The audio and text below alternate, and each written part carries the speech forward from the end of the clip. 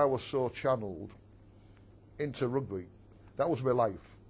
Nothing else other than, you know, when I got married and my family, and that rugby was my life to lead me through all that and help me through marriage life and that little bit of finance what you got. You know, kids, we missed a lot in education. Yeah, but what a great career you had at rugby. You know, some kids yes, would have swapped you. Well, when I went into the army, you see, one of the things, then you know, I was privileged when I went into I wanted to be a PTI, but I had no education. I could hardly read or write in the sense of being able to read or write. I wanted to be a PTI, and unless you signed on for 3 years, you couldn't be a PTI. So I went into the army, and they said, well, who can box and who can swim? I was the swimming champion, of the city, along the Olympics. So I could swim, I could play football reasonably, and I could play rugby pretty good.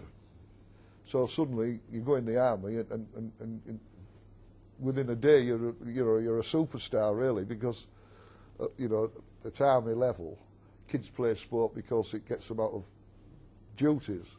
So you played against a lot of lads who were just ordinary ability. So if you're any good at anything in the army, you shine immediately. So they said, you're a bit special, young man, and they said, well, we can't send you to Aldershot, but what we can do, we've got a post for you. So they sent me to Vienna, to the International Police Force in Vienna, behind the Iron Curtain. Well, you just imagine, one minute I'm a kid off the road, and next minute I'm in Vienna with sort of the PE teacher. I've got my own room with all the football gear and rugby gear. They had a superb rugby union side. Now remember that I had never ever seen a game of rugby union in my life. I had never seen a game of rugby union in my life. I remember in 46 or 47, on the radio, the first All Blacks.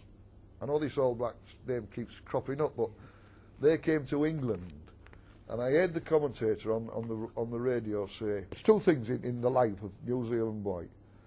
The first one is to play for the All Blacks, and the second one is to have £100 in the bank.